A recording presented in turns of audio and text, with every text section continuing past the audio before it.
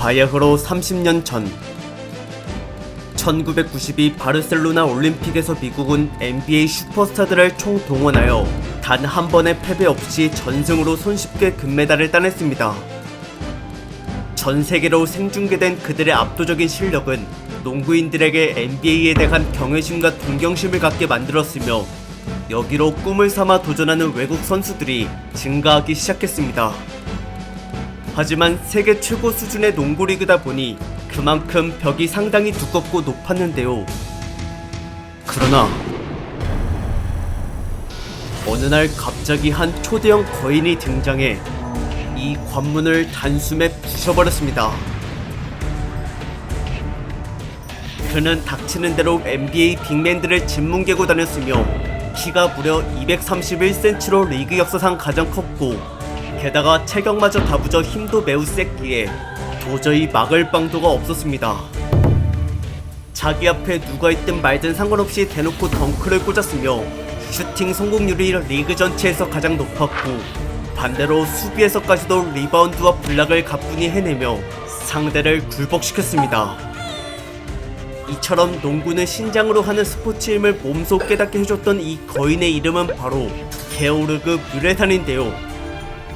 너무나 초월적인 존재이기에 슈퍼스타 부럽지 않을 정도로 인기가 대단했으며 각종 TV 프로그램과 CF에 무수히 많은 섭외를 받았고 심지어 단독 주연으로 영화까지 찍은 적도 있었습니다. 그런데 사실 이 피지컬은 자신의 의지와는 관계없이 억지로 만들어진 것이었으며 그에 따른 치명적인 남모를 고충을 갖고 있었고 애초부터 농구를 절대 해서는 안 될 운명이었습니다. 활약을 거듭하면 할수록 화려한 조명 아래 비춰진 그의 그림자는 더욱더 어둡고 암울해졌는데요. 대체 몸에 무슨 비밀이 있길래 이러한 딜레마에 빠질 수밖에 없게 됐는지 지금부터 한번 자세히 살펴보도록 하겠습니다.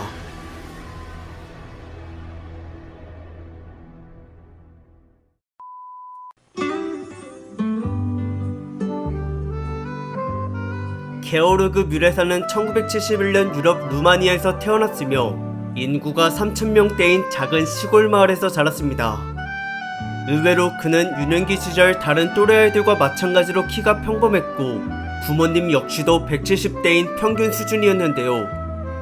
하지만 6살이 되더니 갑자기 성장세가 걷잡을 수 없을 만큼 빨라졌으며 10살 무렵에는 키가 180cm에 다다랐고 심지어 14살 때에는 무려 205cm가 되었습니다.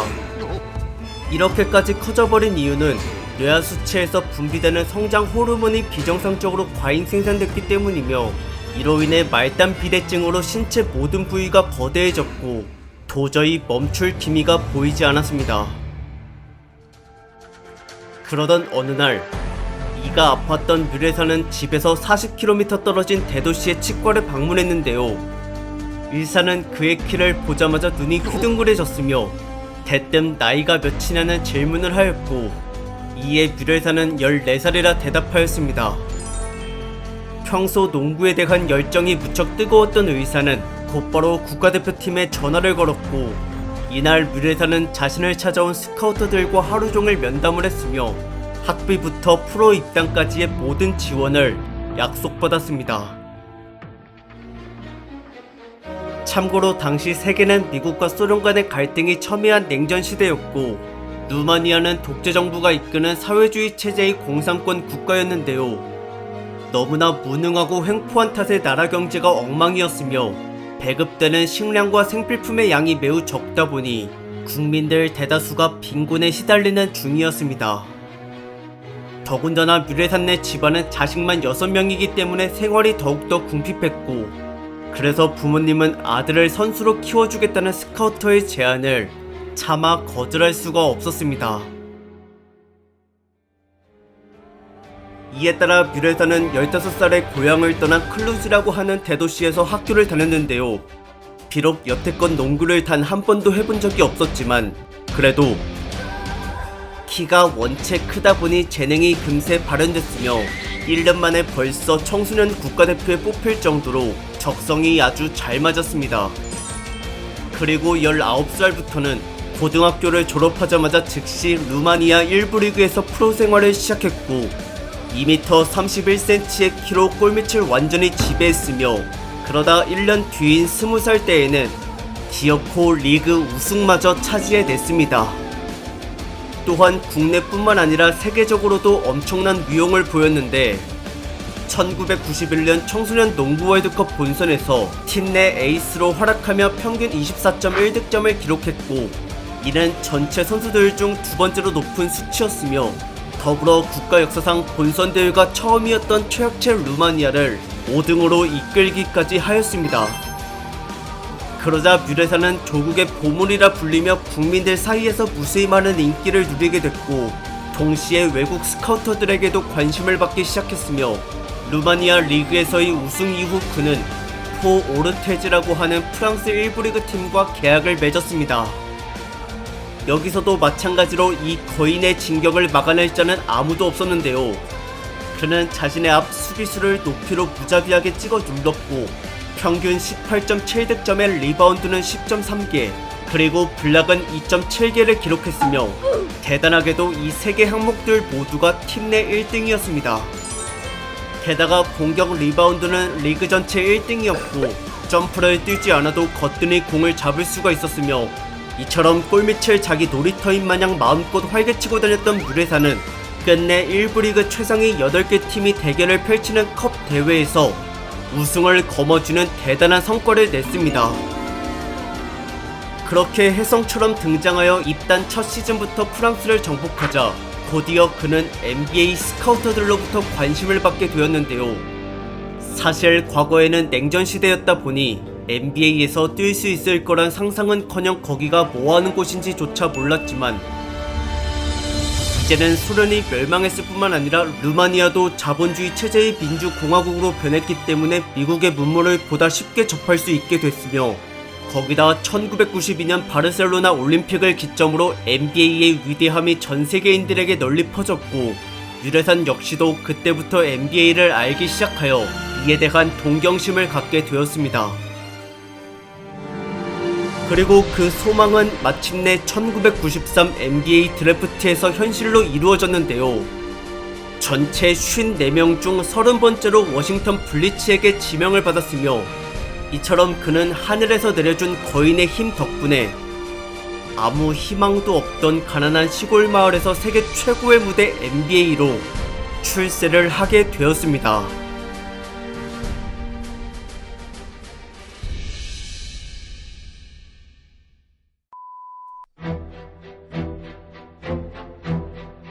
드래프트 직후 뮤레사는 선수 생활을 안정적으로 이어가기 위해 수술을 받았습니다. 성장 호르몬이 과다 분비되고 있는 뇌하수체의 종양을 제거했으며 만약 이대로 놔두면 종양이 계속 커져서 시신경을 침범하기 때문에 앞을 못 보는 장님이 될 위험성이 아주 컸습니다. 한 달간의 회복기를 거친 뒤 그는 곧바로 근력 운동에 매진했는데요. NBA는 단순히 키만 크다고 뛸 수 있는 무대가 아닐 뿐더러 그 어떤 리그보다도 훨씬 더 골밑 경합이 거칠고 템포가 빠르기에 이 혹독한 환경에 뒤처지지 않기 위해서는 신체 강화를 반드시 해야만 했습니다. 오프 시즌 동안 체중을 150kg에서 136kg까지 감량하였고 지방을 뺨과 동시에 근육을 키웠으며 단 하루도 빠지지 않고 역기를 매일 들었다고 합니다. 아무리 사소한 것이라 해도 배우려는 의지가 무척 투철하다 보니 예상보다 빨리 팀에 녹아들었는데요. 영어만 하더라도 드래프트 당시에는 아예 1도 모르는 상태였지만 스스로 공부하고 연습하여 최대한 통역사의 도움 없이 어설프게라도 대화를 시도했고 정 안되면 바디랭귀지까지 동원하여 매사 적극적으로 팀원과 소통을 나눴습니다. 훈련과 팀워크 모두에 충실했던 뮤레사는 금세 감독의 신임을 얻었으며 그리고 드디어 마침내 시즌 5번째 경기에서 첫 출격을 하게 되었고 리그 역사상 가장 큰 거인이 등장하자 관중들 모두가 일제히 환호를 질렀습니다. 그는 맨발 신장이 2m 31cm, 농구화를 신었을 때는 2m 34cm였는데요. 게다가 팔 길이마저 239cm라 점프 없이도 덩크가 가능했으며 심지어 체격까지 육중하고 다부졌기 때문에 상대 입장에선 도저히 막을 재간이 없었습니다. 그는 우월한 자신의 신체 조건을 내세워 몸싸움을 압도했고 골대 바로 아래에서는 등과 어깨를 회전시켜 슈팅 공간을 확보했으며 안간힘을 써가며 저항하는 수비수를 무자비하게 덩크로 짓뭉개버렸습니다. 그래도 아직은 여러모로 부족한 점이 많은 신입이어서 출전 시간이 평균 12분밖에 되지 않았지만 다음 시즌에는 그보다 2배가량을 더 많이 부여받았는데요. 전문가의 지도를 잘 따랐기 때문에 기량이 눈에 띄게 상승했고 확실히 체력 하나만큼은 NBA에 걸맞는 수준이 됐으며 위치 선정을 비롯하여 농구에 대한 센스도 제법 준수해졌습니다. 그리고 무엇보다 가장 놀라운 변화는 슈터치 감각인데 투박해서 제자리 레이업이나 덩크밖에 하지 못했던 1년 전과는 달리 이제는 점프슛도 얼추 할 수 있게 됐고 워낙 타점이 높아 블락당할 일이 거의 없었으며 비록 사정거리가 골밑 근처라 공격 범위가 크게 넓어진 건 아니지만 기술의 가짓수가 늘어난 것만으로도 충분히 의미 있는 발전이었습니다. 게다가 때마침 기존의 선발 센터가 부상과 슬럼프로 부진을 겪는 중이라 유래산의 존재감이 더욱더 커졌고 개막 2달 만에 기어코 주전 자리를 완전히 차지해냈습니다. 그러자 곧바로 개인 성적 면에서 괄목할 만한 성장을 이루었는데요. 처음으로 평균 득점 2자릿수를 달성했으며 덩달아 필드골이 56%로 리그 전체 6등이었고 한편 수비에서는 팀 내 가장 많은 블락 개수를 기록하기도 하였습니다. 이로써 어느정도 리그에 적응한 그는 자신감이 붙었으며 3년차부터는 맹렬한 기세로 공수 모두에 저돌적으로 임했고 닥치는 대로 적팀 빅맨들을 휘어잡기 시작했습니다. 더군다나 지난 시즌에 이어 공격 기술이 또 한 번 업그레이드 돼 있었는데요. 이제는 단순히 몸싸움만 하는 게 아니라 발재간과 페이크까지 동시에 구사하며 수비수를 헷갈리게 만들었고 그런 다음에는 훅슛으로 마무리하는 꽤나 고차원적인 움직임을 보였습니다.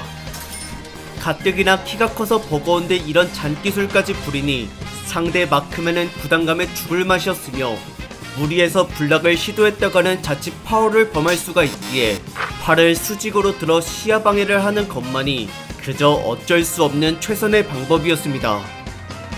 하지만 이마저도 실질적으로는 전혀 소용이 없었는데요.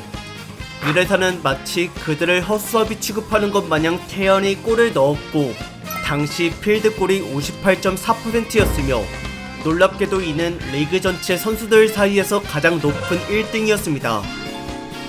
제 아무리 잘난 팀이라 할지라도 골밑은 예외 없이 전부 이 거인에게 초토화가 됐고 그 와중에 리바운드까지 수시로 강타를 당했습니다. 또한 유레사는 수비에서도 상대를 무참히 박살냈는데요. 골대로 달려드는 자는 누구든 포지션 상관없이 블락을 찍어버렸으며 팔이 무지막지하게 길다 보니 상대가 온갖 기교를 부린다 한들 그래봤자 유레산의 손바닥 아니었습니다. 참고로 당시에는 현재와 달리 수비수가 골밑에 3초 이상 머물러서는 안된다는 규칙이 없었기 때문에 골대 아래에서 계속 상주하는 게 가능했고 그래서 뮤레사는 발이 느리더라도 다소 여유롭게 수비를 할 수가 있었습니다. 시즌 평균 블락은 2.3개였으며 단일 경기에서는 커리어 하이가 9개였는데요. 그런데 이 수치를 무려 3번이나 똑같이 기록하였고 그중 한 번은 동시에 득점까지 31점의 커리어 하이를 달성한 적이 있었습니다. 압도적인 피지컬로 상대를 굴복시키는 뮤레산의 활약상은 워싱턴 팬들을 뜨겁게 열광시켰고 그만을 위한 전용 응원가가 만들어질 정도로 인기가 상당했으며 홈구장에서는 항상 코트에 투입될 때마다 환호와 박수가 울려 퍼졌습니다. 비록 팀은 최약체인데다 에이스까지 장기 부상을 겪는 바람에 전망이 어두웠지만 그래도 뮤레산의 고군분투로 승률이 작년에 비해 2배 가까이 상승했는데요. 더불어 평균 득점을 포함하여 그의 각종 개인 지표도 1년 전보다 많이 나아졌으며 이에 대한 보상으로 뮤레산은 기량 발전상의 영광을 누리게 되었습니다. 그날부로는 구단의 간판 스타라 불릴 만큼 유명세가 어마무시해졌고 자연스레 방송국으로부터 출연 섭외가 줄지어 들어왔으며 광고 같은 경우 먹는 초콜릿바부터 몸에 뿌리는 향수까지 무척이나 다양하게 제의를 받았습니다. 그렇게 실력과 인기 둘 다 생애 최고의 전성기가 찾아온 그는 이 기세를 타 역사에 남을 만한 크나큰 업적을 세우고자 했는데요. 때마침 구단도 전력 보강이 매우 잘 이루어졌으며 이에 뮤레사는 기대를 잔뜩 품고 야심차게 새로운 시즌을 맞이했습니다.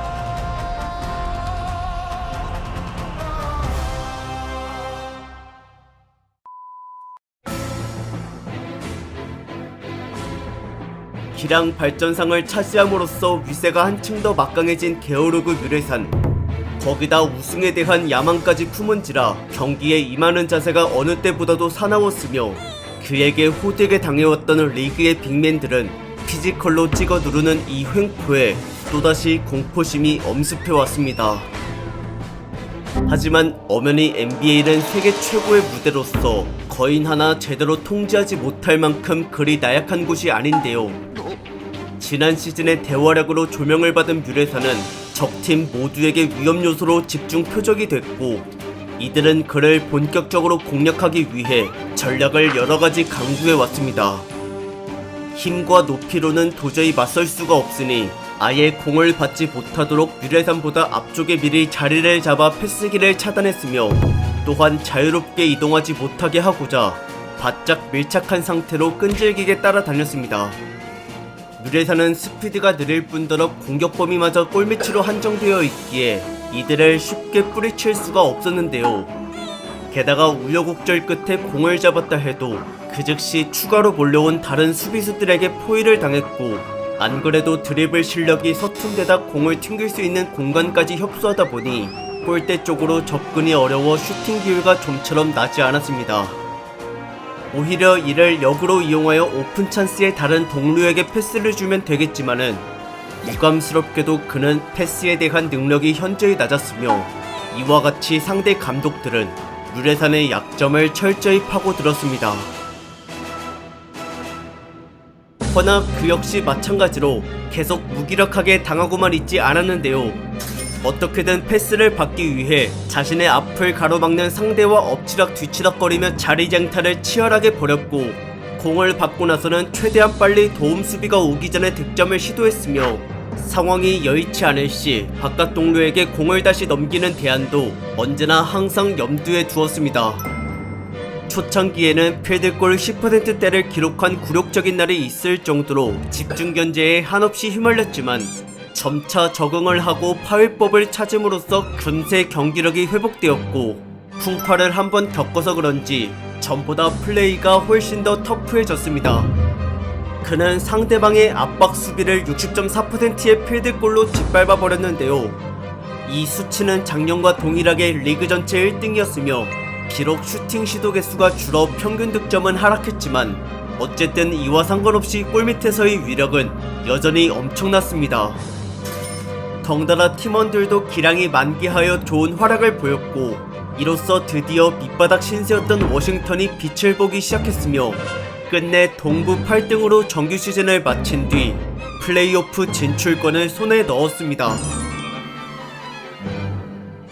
무려 8년이나 암흑기를 거쳤기에 구단은 도끼가 잔뜩 올라 있었고 커리어 처음으로 우승 대권에 도전하게 된 뮤레산 역시 각오가 비장했는데요. 그러나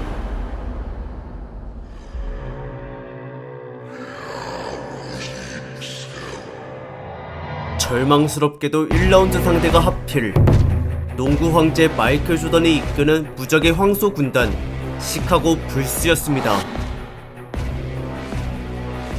동부는 물론 리그 전체에서도 승률이 가장 높았으며 지난 4번에 이어 5번째 우승을 노리고 있었고 반면 워싱턴은 경험과 전력면에서 그 무엇 하나 우세한 게 없었기에 대패를 당할 것이라는 예측이 지배적이었습니다.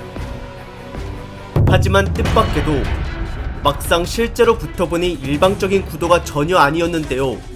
승패를 쉽사리 단정지을 수 없을 정도로 시리즈 내내 공방전이 치열했으며 1차전에서 뮤레사는 수비 때 양팀 통틀어 블락을 가장 많이 기록하였고, 공격에서는 80%의 필드골과 자유투 성공률 100%를 선보이며 자신의 몫을 톡톡히 해냈습니다. 다만 전체적으로 구단 자체의 득점력이 저조했기 때문에 초반에 빼앗긴 리드를 단 한 번도 역전시키질 못했으며, 슈팅 시도 개수 면에서 시카고가 무려 25개나 더 많았고, 이러한 밑도 끝도 없는 무차별 폭격의 워싱턴은 적군의 필드골을 30%대로 억제했음에도 1차전을 지고 말았습니다. 그래도 2차전은 워싱턴 또한 공세가 상당히 매서웠고 1쿼터부터 리드를 잡아 이를 계속 유지하며 경기를 주도해 나갔는데요. 그러나 두 눈 시퍼렇게 뜨고 쫓아오는 승부욕의 화신 마이클 조던에게 덜컥 3쿼터 때 목덜미를 잡혔습니다. 이날 그는 득점왕에 9번이나 군림했던 자신의 저력을 과시하며 55득점을 꽂아 넣었고, 거기다 심지어 슈팅 성공률마저 63%였으며 내외가 가릴 거 없이 모든 지역을 사방팔방으로 들쑤셔댔습니다. 유레산조차 손쓸 도리가 없었던 조던의 광기에 워싱턴은 동점 이후 곧바로 역전을 당했는데요. 필사적인 노력으로 점수차를 경기 종료 1분 전에 3점차까지 좁혀보긴 했지만 야속하게도 남은 시간 동안 조던이 득점을 계속 성공하는 바람에 결국 5점 차로 또 패배하고 말았습니다. 참고로 당시 1라운드는 5판 3선승제였고 이에 따라 워싱턴은 벼랑 끝에 서게 됐으며 더 이상 물러날 곳이 없었기에 홈구장에서의 3차전을 죽기 살기로 뛰었습니다. 놀랍게도 그들은 경기 시작 4분 만에 12점 차를 앞설 정도로 초반 기세가 상당했는데요. 비록 6분도 채 지나지 않아 따라잡히고 말았지만은 그 즉시 시카고의 맹추격을 뿌리치고 다시 앞서 나갔으며 역전을 당했을 때에도 전세를 빠르게 뒤집었습니다. 둘의 대결은 어느 때보다도 접전이었고 동점이 총 15번이나 일어났으며 점수 역전은 11번이었습니다. 그중 가장 결정적인 순간은 4쿼터 막바지에 벌어졌는데요. 당시 워싱턴이 앞서고 있긴 했으나 1점 차로 쫓기는 위태로운 상황이었고, 그러다 경기 종료 1분 전 마이클 조던이 미들슛으로 1점차 역전을 해버렸습니다. 하지만 승기를 되찾기 위해 워싱턴도 거세게 반격하였으며 슈팅을 단번에 성공하지는 못했지만 공격 리바운드를 잡아 또 한 번 기회를 얻었고, 게다가 그 과정에서 때마침 상대가 실수로 반칙을 저지른 덕에 자유투로 쉽게 득점할 수 있게 되었습니다. 그리고 무사히 2개 다 성공하여 또다시 점수를 앞질렀는데요. 이제 남은 시간은 22초뿐이었으며 시카고의 마지막 공격만 막으면 충분히 승리할 수가 있었습니다. 한편 조던의 낯빛은 초조한 기색이 역력했고 이번에도 자신이 해결하고자 전면에 나섰으며 시간을 다 쓰기보다는 기습적으로 13초에서 일찍 승부수를 띄웠습니다. 허나 다행스럽게도 이는 워싱턴이 협동수비로 가로막았고 이어서 조던의 슛까지 블락으로 완벽히 저지했는데요. 그런데 하필 그때 쳐낸 공이 다른 시카고 선수에게 떨어졌으며 조던에게 집중하느라 빈틈 투성이가 된 워싱턴은 그대로 돌파에 속수무책으로 뚫린 뒤 덩크를 직격 맞았습니다.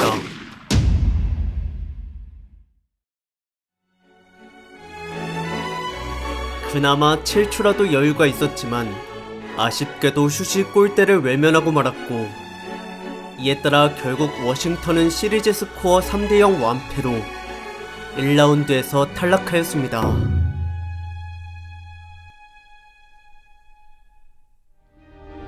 하지만 그럼에도 홈팬들은 그 누구 하나 싫은 소리를 내지 않았는데요.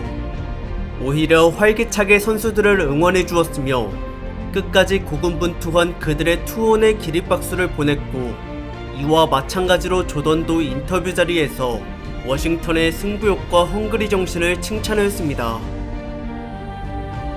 이번 플레이오프를 토대로 구단은 전력 강화에 더욱더 힘을 썼으며 또한 류레산 역시도 기량 발전을 위해 코치의 피드백과 지도를 성실히 따랐습니다. 큰 무대를 경험해서 그런지 머릿속이 온통 우승에 대한 열정과 낭만으로 가득 차 있었는데요. 그러나 안타깝게도 이제는 그만 꿈에서 깨어나야 했습니다.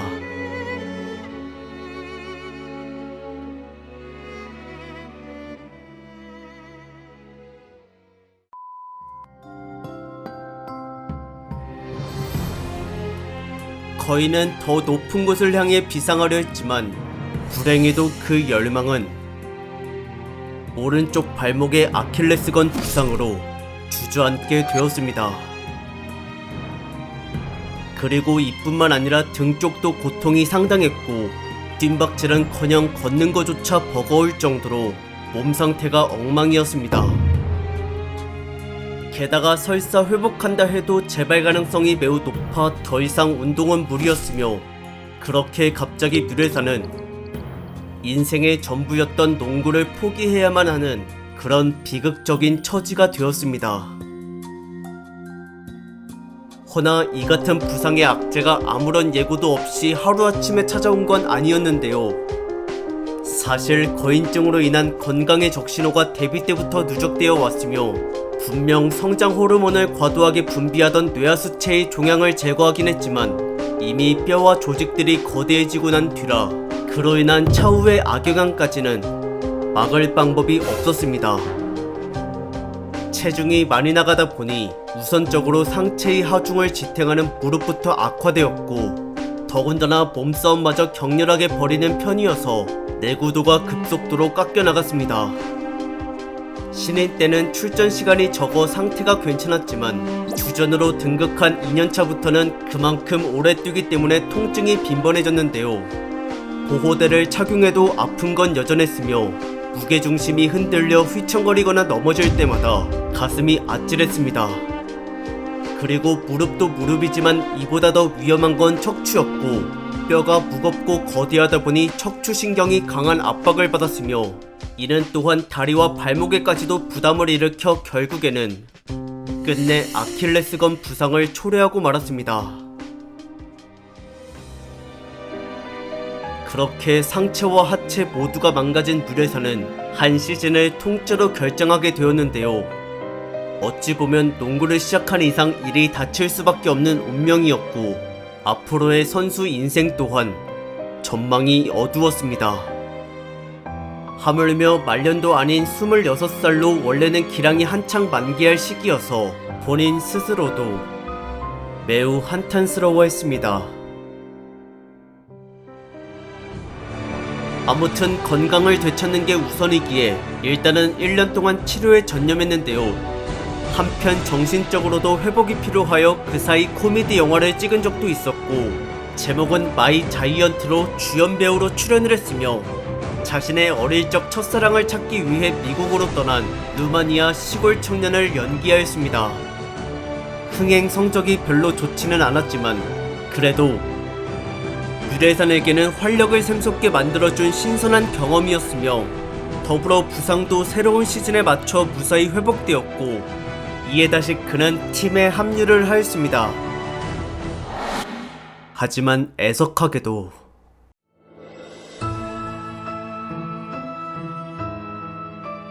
개막을 앞둔 시점에서 훈련 도중 또다시 부상을 당하고 말았는데요. 이번에도 등과 발 쪽에 문제가 생겼으며 한 시즌을 또 쉬어야 하는 그런 암울한 처지가 되었습니다.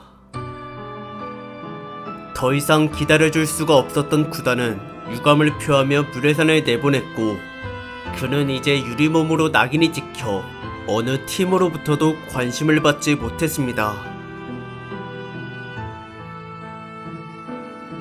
그러나 이대로 허무하게 선수 경력이 끝난 건 아니었는데요.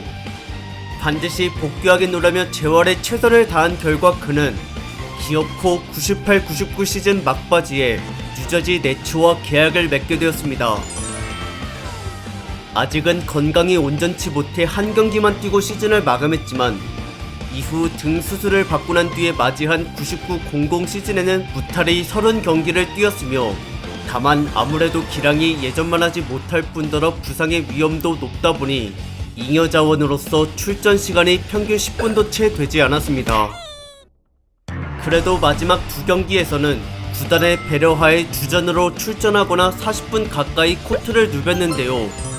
그렇게 나름 건강한 모습으로 시즌을 마친 뮤레사는 곧이어 NBA 커리어도 마무리를 지었으며 이후에는 과거 자신이 몸담았었던 프랑스 1부 리그의 포 오르테즈로 돌아갔습니다. 거기서는 평균 14분을 뛰며 7.9득점에 필드골 60%를 기록하였고 비록 중간에 부상을 당하여 전체 30경기 중 절반밖에 뛰지 못하였으나 그가 출전했던 경기의 승률은 무려 80%였습니다. 덕분에 팀은 시작부터 좋은 기세를 이어가 끝내 우승까지 달성해냈으며 이처럼 아무리 퇴물이라 할지라도 NBA 출신은 확실히 차원이 남달랐습니다. 허나 척추 부상에서 비롯된 여러 합병증과 후유증으로 이제는 정말로 농구를 해서는 안 될 몸이 되었는데요. 그럼에도 아직 열정이 살아있었기에 수술을 몇 차례 더 받으며 재활의 의지를 불태웠고 그렇게 1년 반 동안 고통을 참고 견딘 끝에 기어코 그는 2002년 11월 루마니아 국가대표로 다시 코트 위에 섰습니다. 당시 대회는 유로바스켓 예선전이었으며 뮤레사는 어릴 적부터 자신을 지원해준 조국에게 농구 인생 마지막 투지를 바쳤습니다. 본선 진출에는 아쉽게 실패하고 말았지만 최대한 사력을 다했으니 이제는 미련 없이 떠날 수가 있게 되었는데요.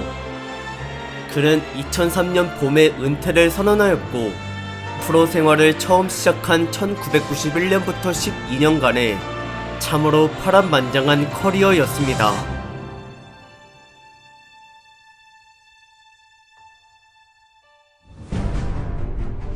NBA 역사상 신장이 가장 컸던 게오르그 뮤레산. 키가 월등한 덕분에 비교적 쉽게 NBA에 입성하게 되었으며 경기를 치를 때에도 피지컬에 의존하여 득점을 순조롭게 뽑아냈습니다. 어쩌면 그는 단순히 키가 커서 성공할 수가 있었던 운 좋은 케이스라 치부될지도 모르는데요. 하지만 거인증에서 비롯된 기동성에 대한 약점과 선수 생명을 갉아먹는 고질적인 질환들을 안고 뛰었다는 걸 간과해서는 안되며 그 고충을 이겨내기 위해 끝없이 노력했던 인내심과 도전 정신은 오히려 키보다 훨씬 거대했습니다. 이러한 노고는 워싱턴이 가장 가까이 지켜봐왔고 구단은 뮤레산이 은퇴한 뒤에도 변함없이 예우를 해주었으며 전성기 시절의 활약이 워낙 임팩트가 커 이를 기억하는 사람이 여전히 많았기에 그를 홍보대사로까지도 임명을 하였습니다. 한편 루마니아 자국에서는 스포츠 레전드로 통하고 있는데요. 농구와 관련된 국제 행사 때마다 항상 대표로 참석 중이고 다른 구기 종목 리그에서도 정기적으로 초청을 받아 인기에 도움을 주고 있습니다. 애당초 사람들과 어울리는 걸 좋아하는 외향적인 성격이라 토크쇼를 포함하여 광고와 축제 등 여러 방면에서도 얼굴을 비추고 있으며 평상시에는 아이들을 대상으로 농구교실을 운영하며 자신의 스킬 노하우와 현역 시절의 경험들을 가르쳐주고 있습니다. 그리고 그때 당시와 똑같이 지금도 뮤레사는 자신의 키 7피트 7인치를 상징하는 등번호 77번의 애착을 갖고 있는데요.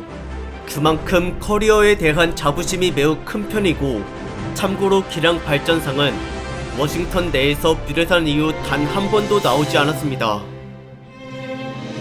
비록 부상으로 무너질 수밖에 없는 운명 때문에 말년이 초라했지만 저주에 맞서 수없이 좌절을 딛고 일어선 정신력은 누구보다도 경이로웠으며 이처럼 뮤레사는 농구를 단순히 신장으로만 한 게 아니라 심장도 내걸며 뛰었고 정말 진정으로 그는 농구계 최고의 거인이었습니다.